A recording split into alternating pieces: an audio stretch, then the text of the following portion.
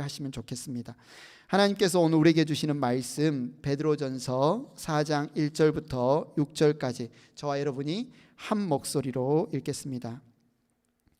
그리스도께서는 육신으로 고난을 받으셨습니다.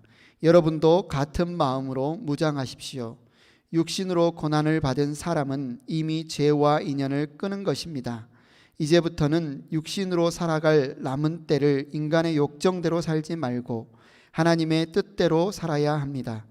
여러분은 지난날에 이방 사람들이 하고 싶어하는 일을 하였으니 곧 방탕과 정욕과 술취함과 환락과 연애와 가증스러운 우상 숭배에 빠져 살아왔습니다.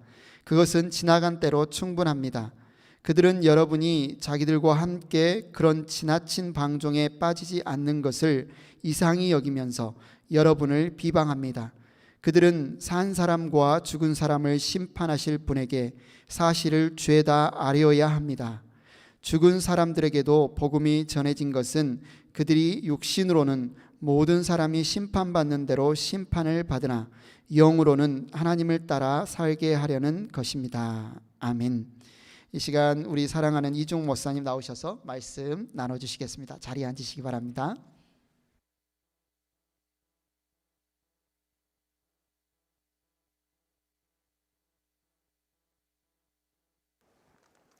잠깐 기도하고 말씀 나누도록 하겠습니다. 같이 기도하겠습니다.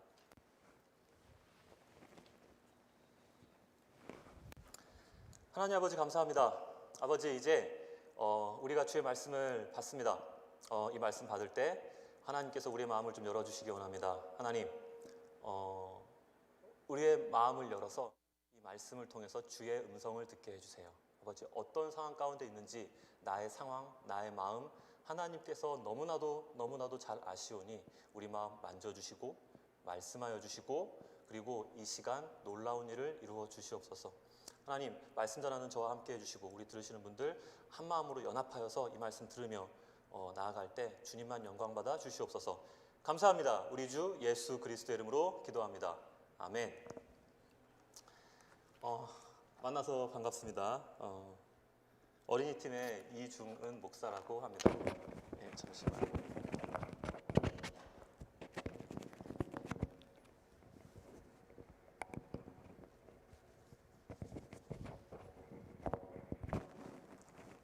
네, 잘 들리시나요? 예, 죄송합니다. 어린이팀의 이중은 목사입니다.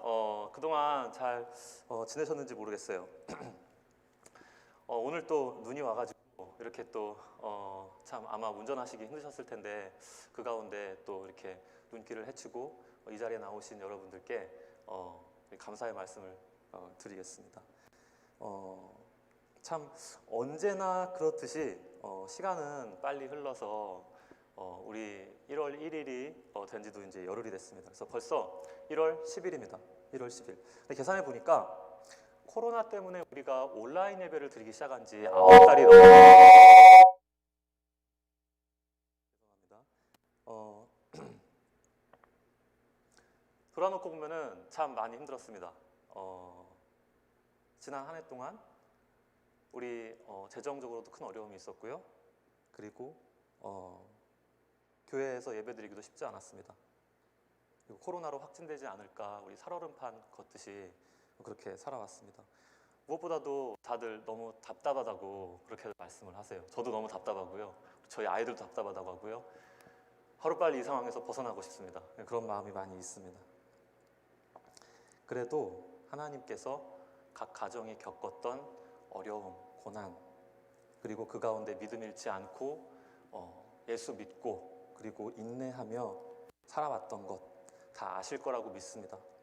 분명 우리 주님께서는 우리 믿음 기쁘게 받으실 겁니다. 우리 끝까지 주님 의지하면서 기도하면서 이 어려움이 종식될 때까지 우리 마스크 잘 쓰시고요. 그리고 방역도 잘 하시고요. 인내할 수 있기 바랍니다. 특별히 우리 사랑한 사람을 잃으신 분들 그리고 병중에 계신 분들을 위해서 우리 성도님들께서 기도 좀 많이 해주시기를 바랍니다. 지금 미국에서만 40만 명 그리고 전 세계적으로 200만 명 가까이 죽었다고 합니다. 사랑하는 사람이 죽으면 그 사람과 함께했던 내 인생의 커다란 부분이 떨어져 나가버립니다. 그 슬픔은 누구도 어떻게 해줄 수가 없습니다. 감당할 수가 없는 슬픔입니다. 저는 우리 주님께서 이 유가족들의 마음을 위로해 주시고요, 그리고 다시 일어날 수 있는 힘을 주시기를 우리 주 예수 그리스도의 이름으로 간절히 축원합니다. 힘내시기를 바랍니다. 제가 최근에 몇 년 동안에 명절 지내듯이 이렇게 때때마다 치르던 어떤 그런 좀 관리 같은 거 있었어요. 그게 뭐였냐면은 편도염으로 알아눕는 겁니다. 제가 편도염이 잘 걸려요. 그래가지고 그 환절기 때 봄에 한 번, 그리고 가을에 한 번, 늦가을에 한 번, 이렇게 1년에 2번씩 이렇게 막 전기 무슨 이렇게 뭐 하듯이 이렇게 편도선이 왔습니다. 성도님들께서는 이 편도선 보면 어떤 증상이 오시는지 모르겠어요. 그런데 저 같은 경우에는 너무 힘들어요. 열이 심하게 나고요. 그리고 막 너무 추워가지고 막 몸이 떨리고요. 근육통이 와가지고 너무 아파서 어떻게 할 줄을 모르겠습니다. 그래가지고 너무 이렇게 힘들게 그 편도염을 지내는데, 그렇게 아프다 보면은 기도가 자연스럽게 나와요.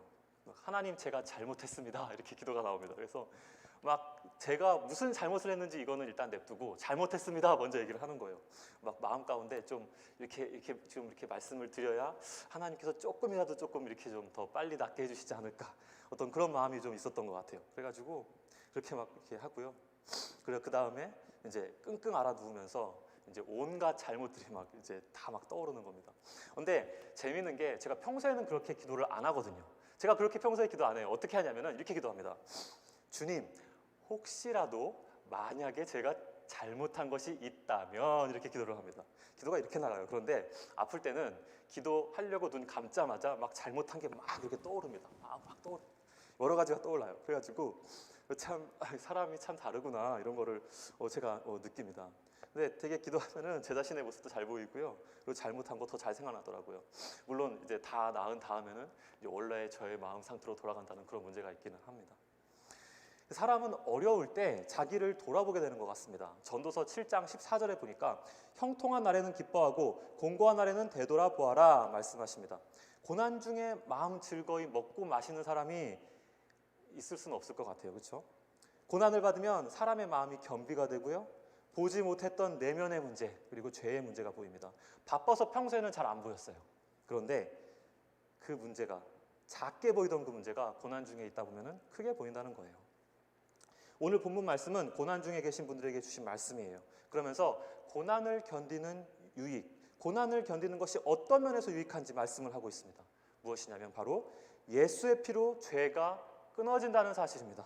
예수의 피로 죄가 끊어집니다. 이것이 오늘 설교의 주제인데요, 예수의 피가 죄의 문제를 해결했고, 그리고 그 피를 선포함으로써 내 삶의 크고 작은 죄악들도 끊어버릴 수 있다는 것입니다. 예수의 피가 죄의 문제를 해결했고요, 그리고 그 피를 선포함으로써 내 삶의 크고 작은 죄악들도 같이 끊어질 수 있다는 것입니다. 오늘 본문 말씀을 통해서 다시 한번 자세히 살펴보겠습니다. 먼저 예수의 피가 죄의 문제를 해결합니다. 예수의 피에 능력이 있습니다. 그래서 이 피의 능력으로 말미암아 내 죄의 문제가 해결이 된다는 것입니다. 성경을 보시기 바랍니다. 1절입니다. 1절입니다. 그리스도께서는 육신으로 고난을 받으셨습니다. 여러분도 같은 마음으로 무장하십시오. 육신으로 고난을 받은 사람은 이미 죄와 인연을 끊은 것입니다. 아멘. 여기에 여러분도 같은 마음으로 무장하십시오 라고 말씀을 합니다. 영어 성경을 보면은 같은 목적으로 무장하십시오 라고 되어 있습니다. 같은 목적으로 고난을 받으라는 거예요. 무장을 하라는 게요. 그럼 같은 목적으로 고난받는 게 무엇일까요? 그게 1절 제일 처음에 나오죠. 자, 제가 읽어봅니다. 그리스도께서 육신으로 고난받으신 것과 같은 목적으로 라는 뜻입니다. 그러면 고난받으신 목적은 무엇입니까? 바로 앞장인 3장 18절에 이렇게 나옵니다. 제가 읽어보겠습니다. 그리스도께서도 죄를 사하시려고 단 한 번 죽으셨습니다. 뭐 하시려고 죽으신 거라고요? 죄를 용서하시려고 고난을 받으셨다는 것입니다. 이것이 무엇을 의미합니까? 예수 그리스도의 십자가의 고난과 죽으심, 즉 예수의 피로 인해서 죄의 문제가 해결되었다는 것입니다. 이것이 우리가 고난을 감당할 수 있는 능력이 된다는 것입니다. 그런데 안타깝게도 이 세상에서 사는 많은 분들이 이 사실을 모르세요. 예수 믿고 구원받으세요 라고 말씀을 드리면은 우선 이 구원이라는 말부터 내켜하지를 않으세요. 좀 낯설어 하세요. 좀 어렵게 생각을 하세요. 왜냐하면 이분들이 중요한 사실을 놓치고 있기 때문에 그렇습니다. 어떤 사실이냐면은 바로 내가 지금 죽을 위기에 처해 있다. 내가 지금 죽을 위기에 처해 있다라는 현실 인식. 이 인식이 없기 때문에 그렇습니다. 구원이라는 말이 무슨 말이에요? save 한다는 거 말이잖아요. save라는 말을 쓰잖아요. 영어로는요. 구해주세요 이거예요. 구원이라는 말이 구해주세요 이런 겁니다. 그런데 잘 한번 생각을 해보세요. 잘 한번 생각해 보세요. 위험하지 않은데 구해달라고 할 사람이 있을까요? 위험하지 않아요. 나는 전혀 위험을 못 느껴요. 그런데 구해달라고 할 사람이 있을까요? 없죠. 그렇죠? 없죠. 위험하지 않은데, 구원받을 필요가 없는데, 구조받을 필요가 없는데 그렇게 말할 필요가 없습니다. 당연합니다. 저는 오늘 제 자동차를 한 20분 정도 운전을 해가지고요 교회에 왔습니다. 눈 때문에 조금 힘들기는 했는데 별 위험 없이 잘 왔습니다. 그런데 한번 이렇게 생각을 해볼게요. 운전 중에 제가 운전을 하고 있는데, 그래서 교회를 오고 있는데, 자동차 그 보험회사에 그 이머전시 로드 서비스가 있잖아요. 거기서 갑자기 저한테 전화가 오는 거예요. 그래서 전화를 받았는데 거기서 이렇게 말하는 거예요. 미스터 이, 아니면 뭐 이중훈 씨, 당신 지금 너무 위험한 가운데 있어요. 당신 자동차가 너무 위험한 가운데 있는데 지금 당신은 지금 구조받는 게 필요합니다. 저희가 당장 달려갈 테니까 조금만 기다려주세요 라고 전화가 오는 거예요. 그러면 저는 이렇게 대답을 할 것 같아요. 감사합니다. 그런데 괜찮습니다. 이렇게 대답을 할 것 같아요. 왜요? 제가 지금 운전을 하면서 오고 있는데 아무런 느낌도 없어요. 아무런 위협도 감지를 하지 못했습니다. 괜찮아요. 괜찮아요. 그렇기 때문에 구조받을 필요가 없는 거예요. 그런데 만약에 어떤 사람이 물에 빠졌다고 한번 쳐보겠습니다. 그리고 그 물은 깊고요. 그 사람은 수영을 할 줄을 몰라요. 그런데 이 사람이 그 상황에서 어떤 반응을 보이는 게 정상일까요? 아마 막 살려주세요, 막 물에 빠졌어요, 막 아마 이런 반응을 보일 거예요. 막, 여기 누구 없어요, 저 좀 살려주세요, 저 수영 못해요. 아마 이렇게 소리를 지를 겁니다. 그렇죠? 이렇게 소리를 지를 거예요.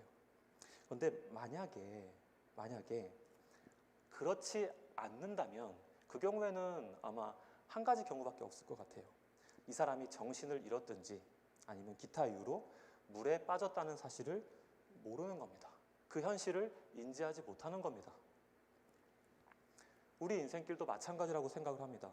인생길을 걸어가면서 많은 분들이 놓치고 계시는 아주 중요한 사실 한 가지가 바로 내가 내 죄 때문에 죽을 위기에 처해 있다.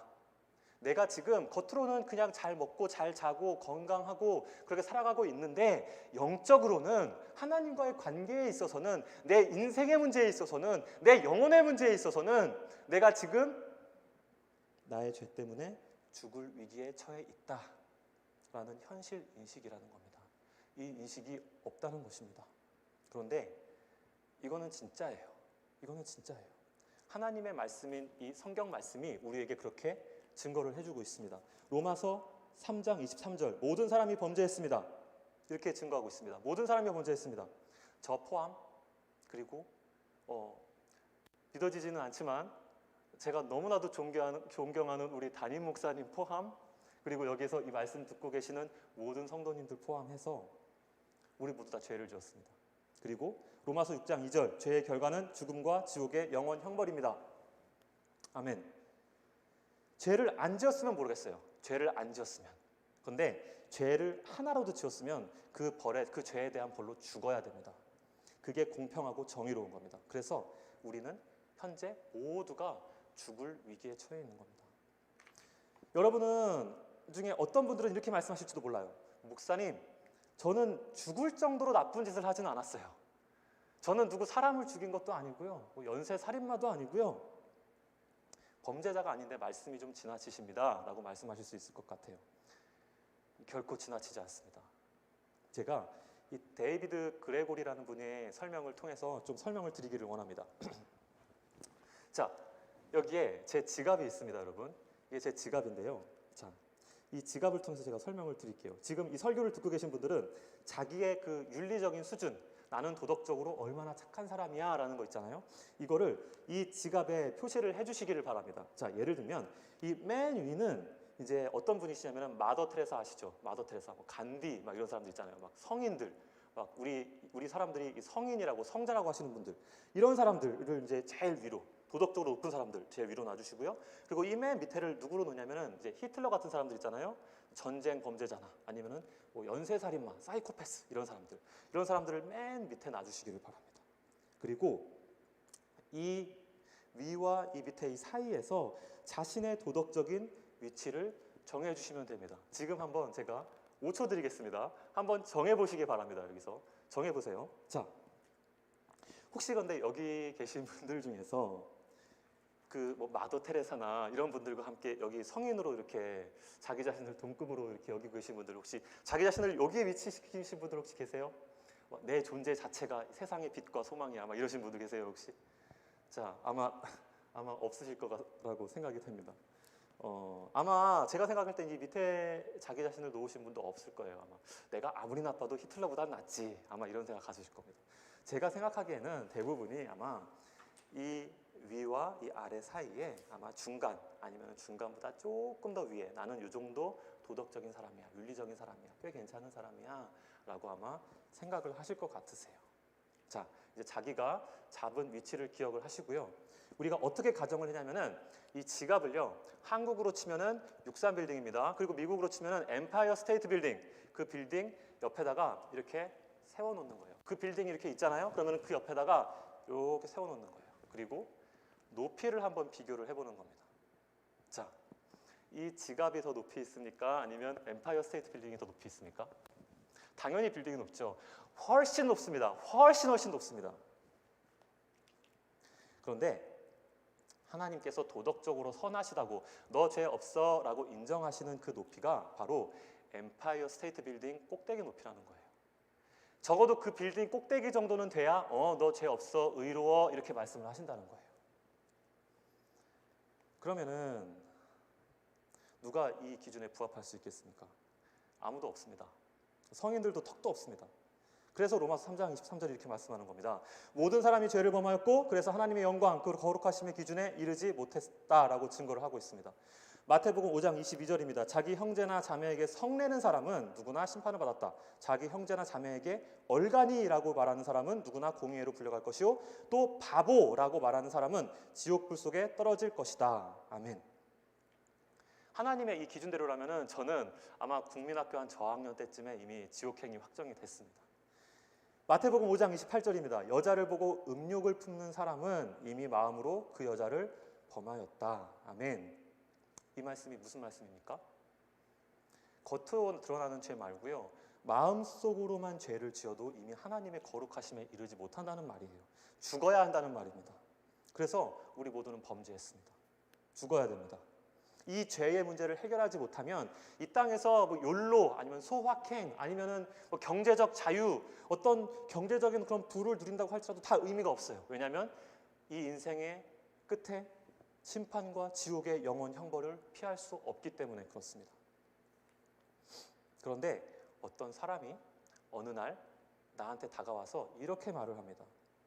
당신이 가지고 있는 죄들 있죠? 다 저에게 주세요.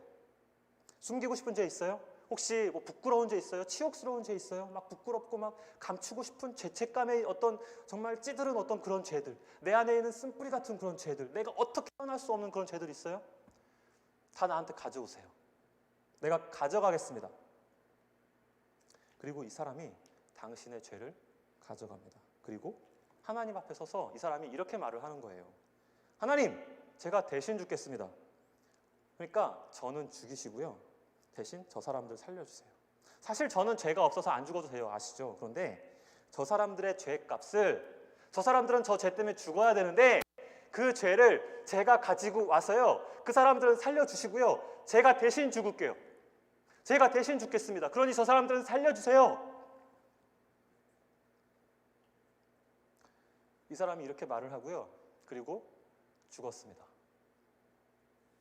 자, 여기서 제가 세상에서 가장 아름답고 세상에서 가장 위대한 문제를 여러분들께 내겠습니다. 우리 어린이들도 맞출 수 있으니까 한번 맞춰보세요. 당신에게는 죄가 있습니다. 그리고 그 죄 때문에 죽어야 됐어요. 그런데 어떤 사람이 당신의 죄를 가져가 버렸어요. 자, 여기서부터 문제입니다. 그럼 현재 당신 안에 죄가 남아 있을까요? 없을까요? 당신 안에 죄가 남아 있습니까? 없습니까? 없죠. 없죠. 왜요? 어떤 사람이 가져갔잖아요. 어떤 사람이 가져가 버렸어요. 더 이상 내 안에는 죄가 없는 거예요. 그러면은 자, 이 죄 때문에 내가 지옥의 영원 형벌 가운데 들어갈 필요가 있습니까? 없습니까? 없어요. 왜 그렇습니까?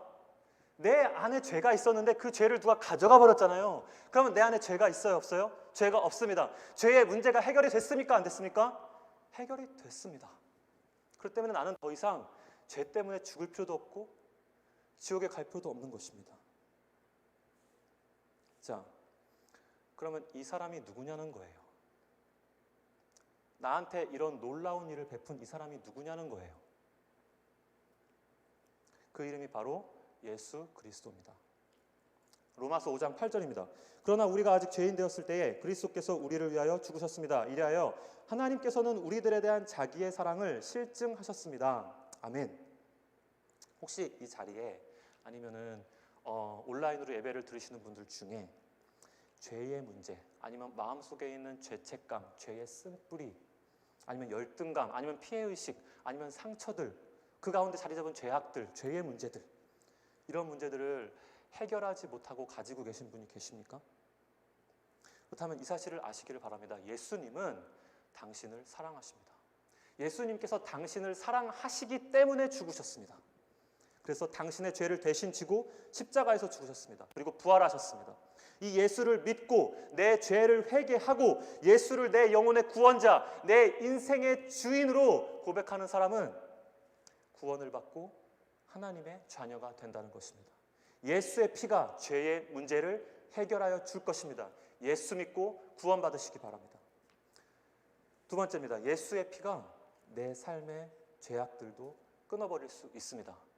예수의 피가 내 삶의 크고 작은 죄악의 문제들도 끊어버릴 수 있다는 것입니다. 왜냐하면 예수의 피가 내 죄의 문제를 해결했기 때문입니다. 1절을 제가 다시 한번 읽어보겠습니다. 1절입니다. 그리스도께서는 육신으로 고난을 받으셨습니다. 여러분도 같은 마음으로 무장하십시오. 육신으로 고난을 받은 사람들은 죄와 인연을 끊는 것입니다. 죄와 인연을 끊는 것입니다. 아멘. 여기서 죄와 인연을 끊는다는 것은 그 죄로부터 죄를 절단을 해가지고요, 완전히 이렇게 분리시키는 겁니다. 완전히 분리시키는 거예요. 우리가 살면서 죄로부터 완전히 자유로울 수는 없어요. 우리 연약하잖아요. 어떻게 죄를 안 짓고 삽니까? 그럴 수는 없죠. 죄를 지을 수는 있어요. 죄로부터 완전히 자유로울 수는 없어요. 하지만 죄에도 신경 중추가 있어요. 죄에도 중추라는 게 있어요. 우리의 삶, 우리 매일의 삶 속에서 하나님께로부터 멀어지게 만들고 우리의 삶을 파괴시키고 우리로 하여금 작아지게 만들고 우리로 하여금 죄책감에 들게 만들고 작아지게 만드는 어떤 그런 핵심적인 죄들이 있는데 이 죄의 중추는 끊어낼 수 있다는 것입니다. 예수 믿었는데도 어떤 특정한 죄가 내 삶과 아니면 내 정신 상태에 있어서나 아니면 어떤 다른 사람과의 주변 관계에 있어서나 아니면 어떤 주님께서 주신 내 재정, 어떤 재정을 망가뜨린다든가 어떤 정말 정말 끊어져야 되는 어떤 그런 죄들이 내 가운데 있다든가 이런 문제들이 있다면은 그 죄들은 끊어져야 하는 죄라는 것입니다. 3절에 보니까 그러한 대표적인 죄의 종들이 나옵니다. 어떻게 나오냐면 사회 질서를 위반하는 무절제한 행동, 정욕, 술 취함, 환락, 술 파티, 가증스러운 우상 숭배 등이 있습니다. 근데 이뿐만이 아니잖아요. 그렇죠? 살인, 폭행, 동성애, 간음, 도둑질 모두 다 죄잖아요. 그렇죠? 죄를 지으면 죽어야 되고요. 그리고 지옥에 가야 됩니다. 그런데 우리가 앞서 나눈 것처럼 예수 믿으면 범죄해도 구원받습니다. 왜냐하면 내가 지은 죄를 누가 가져가 버렸다고요? 예수님께서 너무나도 큰 죄인데 너무나도 나의 삶을 파괴하고 나의 삶을 어렵게 만들고 황폐하게 만드는 죄인데 이 죄를 예수님께서 가져가 버리셨다고요. 그런데 우리가 이렇게도 생각을 해볼 수 있지 않을까요? 이야, 땡 잡았다. 이제 과거와 현재와 미래의 죄를 예수님께서 다 가져가 버리셨으니까, 다 해결해 버리셨으니까 나는 이제 마음껏 범죄하면서 살아야지, 자유롭게 살아야지, 내 인생 마음껏 누려봐야지. 그래도 나는 구원 받으니까, 어차피 구원 받았으니까, 이렇게 생각할 수 있을까요? 근데 본문을 보면은 그게 아니라고 합니다. 그런 태도는 아니라고 합니다. 3절에 보니까 그것은 지나간 때로 충분합니다 라고 말씀하고 있습니다. 더 이상 그럴 수 없다는 거예요. 2절 말씀을 보니까 육신으로 살아갈 남은 때를 인간의 욕정대로 사지 말고 하나님의 뜻대로 살아야 합니다 라고 말씀을 하고 있습니다. 하나님의 뜻대로 살으래요. 예수를 안 믿었으면 모르겠어요. 예수님을 안 믿었으면 모르겠는데 예수를 일단 믿고 구원을 받았으면 그게 끝이 아니에요. 예수 믿고 구원받았으면 그 구원받은 시간이 시작이에요. 어떤 일이 일어나면은 성령님이 내 안에 찾아오십니다. 그리고 나와 같이 살아갑니다. 이 성령님은 말 못하는 허수아비가 아니세요. 성령님은 말씀하십니다. 그리고 내가 범죄할 때도 말씀을 하십니다. 말씀하세요. 사랑하는 아들아, 이거는 죄야. 이거는 나 하나님의 마음을 슬프게 하는 거야. 이게 예수 믿기 전에는 안 보였어요. 안 들렸어요. 그런데 성령님이 내 안에 거하시고 그러시면서 죄가 죄로 비로소 보이기 시작하는 거예요. 그럼 죄 짓지 말아야 되잖아요. 그런데 우리 인간의 연약함이 또 어디에 있습니까? 그럼에도 불구하고 죄가 죄라는 걸 아는데, 하나님이 슬퍼하시는 걸 아는데, 근데도 죄 짓잖아요. 우리. 그런데도 우리 죄 짓잖아요. 여기에 바로 우리 성도의 영적인 전투가 있는 겁니다. 죄와의 싸움입니다.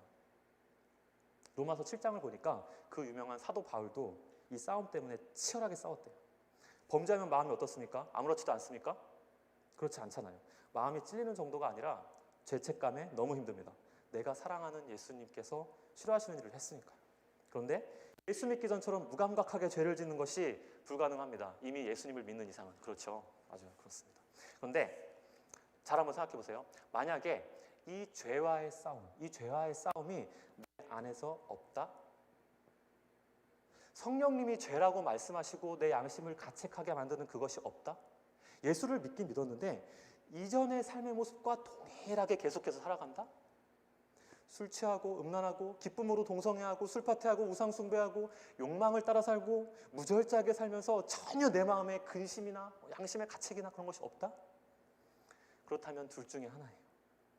교회에는 다니는데 예배에는 참석하는데 사실상 구원받지 않았거나, 아니면 구원을 받기는 받았는데 영적으로 깊은 잠을 자고 있는 거예요.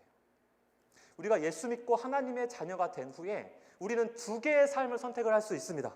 하나는 영적인 깊은 잠에 빠져서 하나님의 뜻이 뭔지도 모르고 나 이거 구원받은 거 맞아? 나 구원받은 거 맞아? 이렇게 구원의 확신이 흔들리면서 영적으로 인생을 허비하면서 사는 삶이 하나가 있고요.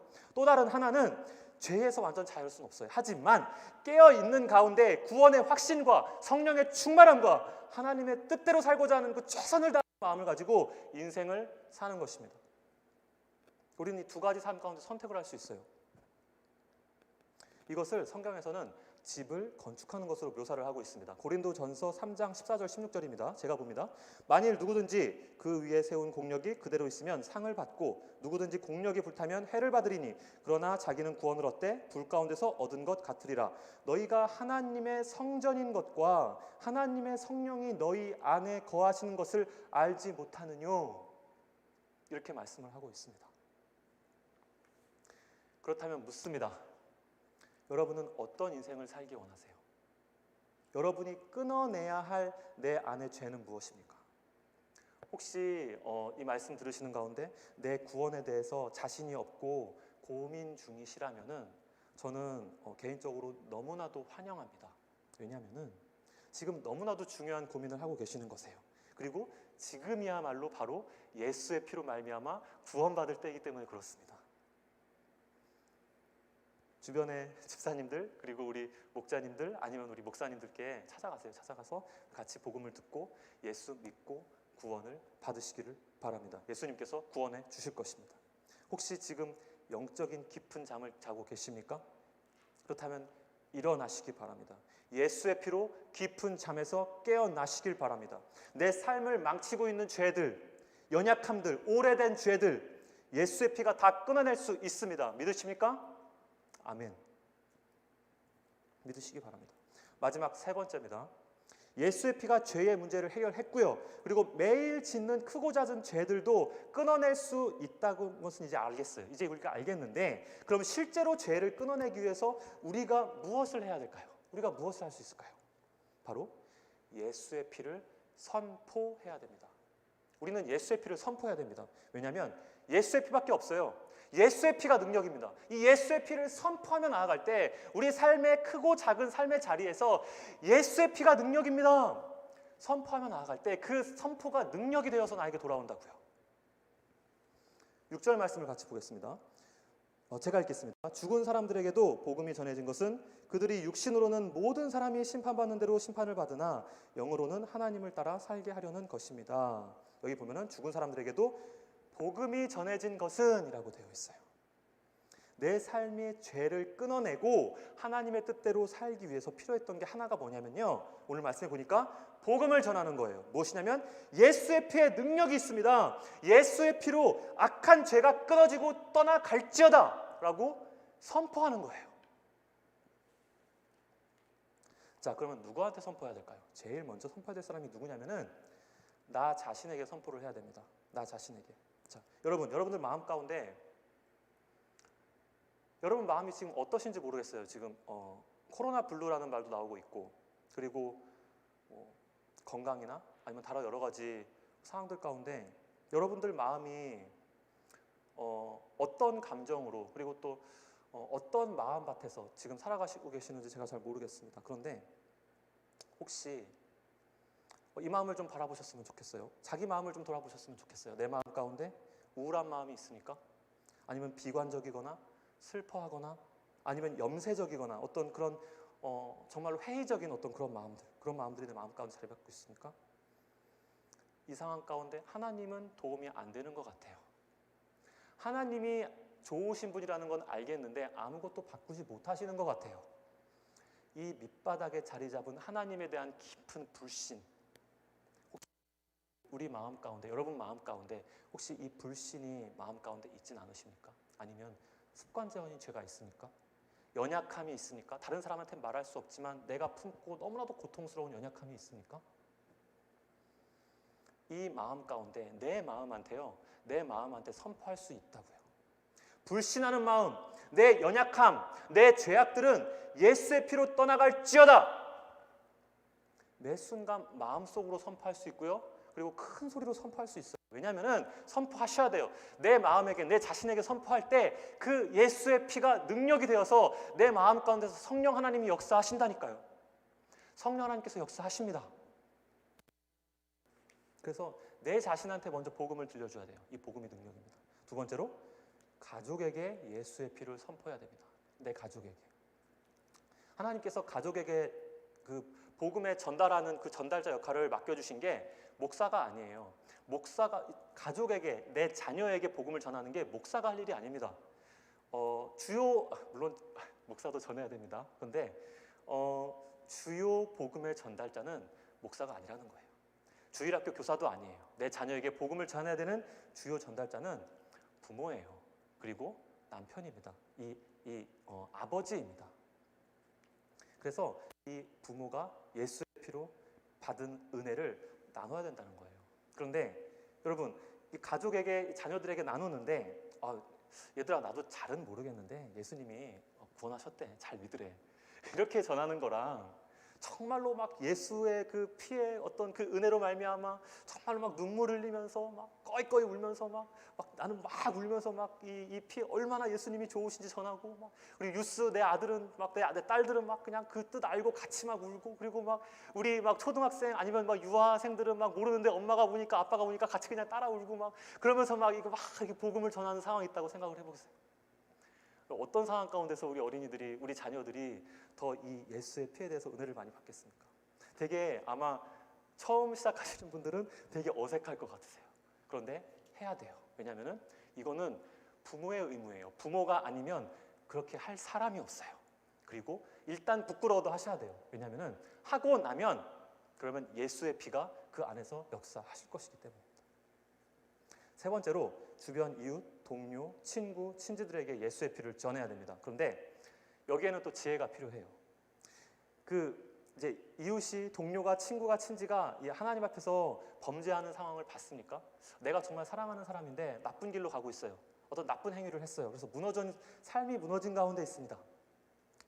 그런 가운데 있을 때 그거 틀린 거야 라고 말해주는 거 되게 중요해요. 그렇죠? 잘못됐다고 얘기를 해줘야죠. 그런데 이것뿐만 아니라 우리가 이것도 같이 전해줬으면 좋겠어요. 친구, 아니면 내 동료요, 아니면은 우리 친지요.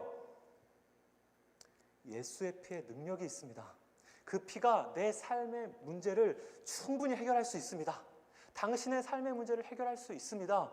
예수 믿으시기 바랍니다. 예수의 피를 의지하시기 바랍니다. 예수의 피가 당신의 죄의 문제를 충분히 해결할 수 있습니다. 예수의 피를 의지하여 주십시오.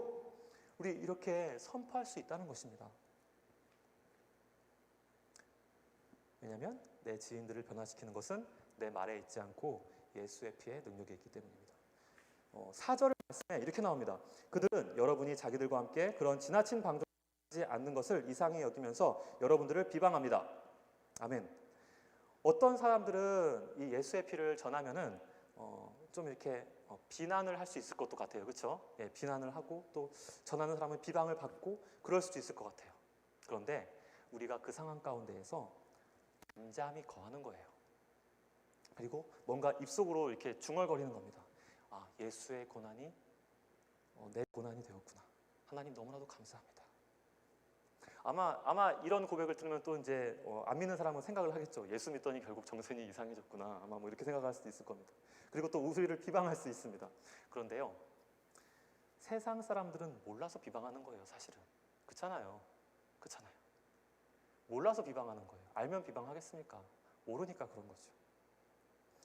혹시 교회를 다녔을 수는 있어도 복음은 모르니까, 그리고 죄와 죽음에 대해서 모르니까, 그러니까 비방하는 겁니다. 그래서 우리가 알려줘야 돼요. 예수의 피에 대해서.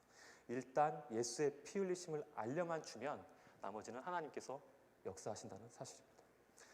네 번째로, 예수 믿는 사람에게도 예수의 피를 전파를 해야 됩니다.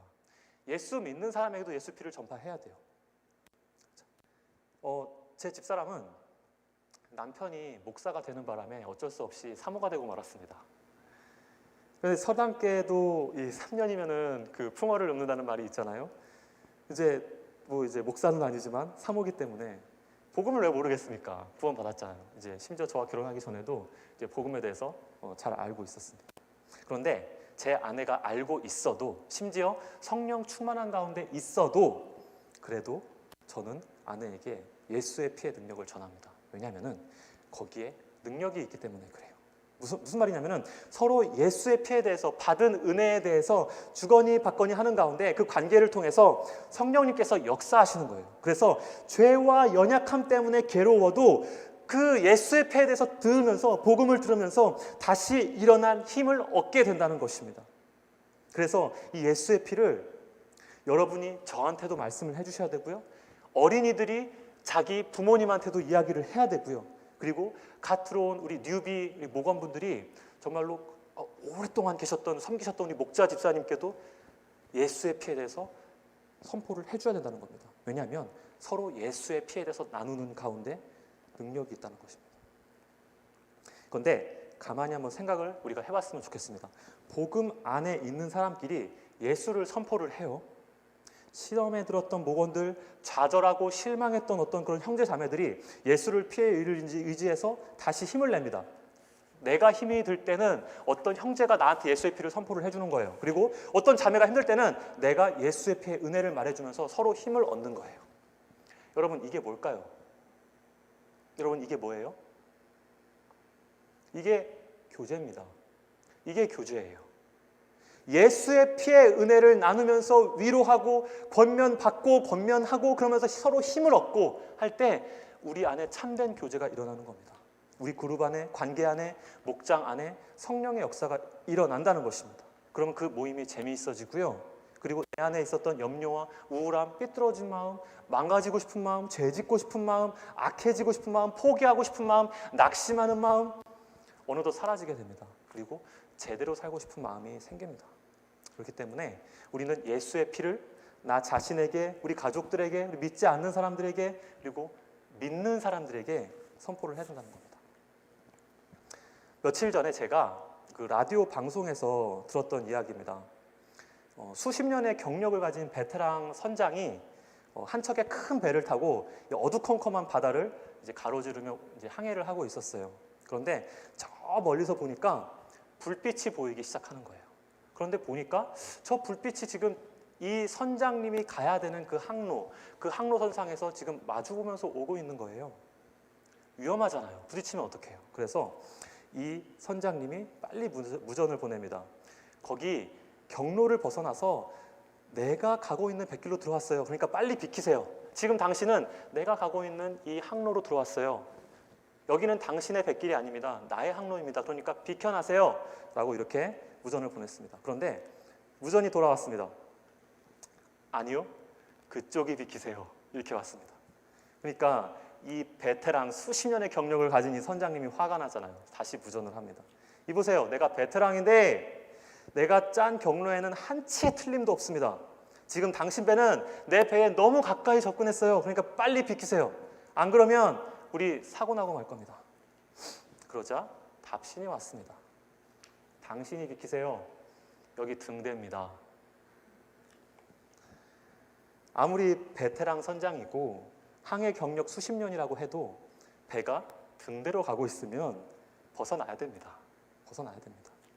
혹시 이 설교를 들으시는 분 중에 교회를 안 다니시거나 다니시더라도 예수를 모르시는 분이 혹시 계실지도 모르겠어요. 저는 여러분의 살아오신 지난 수십 년간의 인생길과 그 어려움과 그리고 인생 철학에 대해서 정말 소중하고 가치 있게 생각합니다. 존중합니다. 그런데 만약에 인생의 의미와 목적 그리고 죄와 죽음의 문제에 대해서 아직은 답을 찾고 계시는 중이시라면은, 그래서 내 인생길이 마치 등대를 향해서 나가는 것 같다면은 제가 조심스럽게 그리고 좀 정중하게 권유를 드리고 싶습니다. 예수를 한번 믿어보시지 않으시겠어요? 예수를 한번 믿어보시지 않으시겠어요? 교회 사람들이랑 친분 가지는 거 말고요, 교회에 왔다 갔다 하는 거 말고요, 예수 한번 믿어보세요. 예수 한번 믿어보세요. 예수를 믿어도 고난은 있어요. 어려움은 있습니다. 그런데 저는 예수를 만난 다음에 예수가 싫어지고 그래서 후회하고 떠난 사람을 본 적이 한 번도 없습니다. 안 만났으면 몰라요. 인격적인 하나님을 경험 안 했으면 몰라요. 그런데 일단 한번 예수님이 누구신지 알고 깨닫고 예수의 피의 은혜를 경험한 사람은 그 다음에 한 번도 예수님을 떠난 적이 없어요. 후회한 적이 없어요. 왜냐하면 예수의 피가 죄의 문제를 해결했고요, 그 피를 선포함으로써 내 삶의 구체적인 크고 작은 죄의 문제들이 끊어지기 때문에 그렇습니다. 여러분, 코로나라는 위기가 내 영혼의 문제를 해결하는 기회가 될 수 있습니다. 바라기는 새해에는 예수 꼭 한번 믿어보세요. 예수 믿으세요, 여러분. 우리 같이 찬양하겠습니다. 지금 이 시간 찬양할 때는 우리 죄에서 자유를 얻게 함은 이라는 찬양, 우리 같이 찬양하겠습니다. 예수 그리스도의 십자가 보혈에 능력이 있습니다. 여러분, 내 능력 의지할 필요 없습니다. 예수의 십자가 능력만 의지하며 나아가면 됩니다. 그러면 내 안에 계신 성령 하나님께서 역사하실 것입니다. 예수의 십자가 보혈의 능력이 있습니다. 우리 죄에서 자유를 얻게 함은 우리 큰 목소리로 1절부터 4절까지 한 번만 부르겠습니다. 같이 찬양하면서 나가도록 하겠습니다.